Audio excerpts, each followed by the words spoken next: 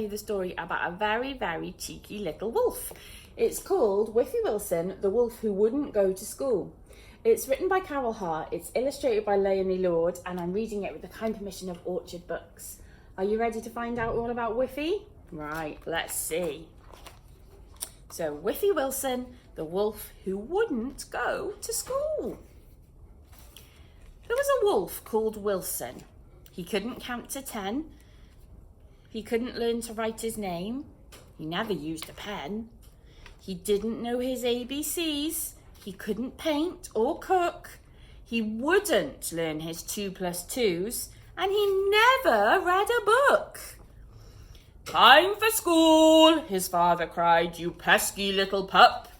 "But school is boring," Wilson whined, and he turned the telly up. One morning, Wilson went next door to ask his friend to play. But Dotty smiled. "Well, I can't because I'm off to school today." "Well, I'm not going," Wilson grumped. "Who wants to read and write?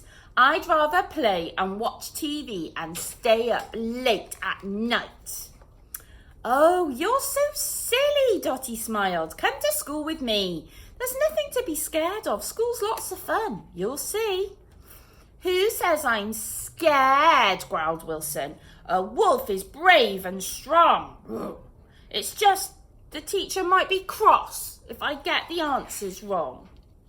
But Dotty wasn't worried. She just grabbed him by the paw. She marched him up the path to school and she pushed him through the door. She hung his coat up on a peg. She made him use the loo. Then she took him to the classroom and she showed him what to do. "First you paint a picture and you stick it on the wall. Then you get some biscuit dough and you roll it in a ball. You squeeze it and you squash it and you pat it nice and flat. Then you get some biscuit cutters and you make a shape like that. Next, you get the ladybirds and you count up all the spots. Then we'll draw a picture by joining up the dots." At lunchtime, they had pizza and they ran to play outside. "Let's play football," called a boy. "Oh, my favourite," Wilson cried.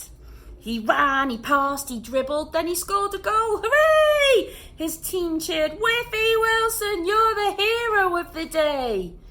"Well, I thought no one would like me," said Wilson with a grin. "But look at all my lovely friends. It's great fun joining in." In messy time that afternoon, they made a flying car. "What lovely work," the teacher smiled. "You've earned a golden star." "This isn't work," gasped Wilson. "All we've done so far is play."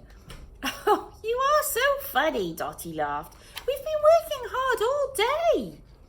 But the day was nearly over, so they sat down on the rug and the teacher read a story and Wilson gave his friend a hug.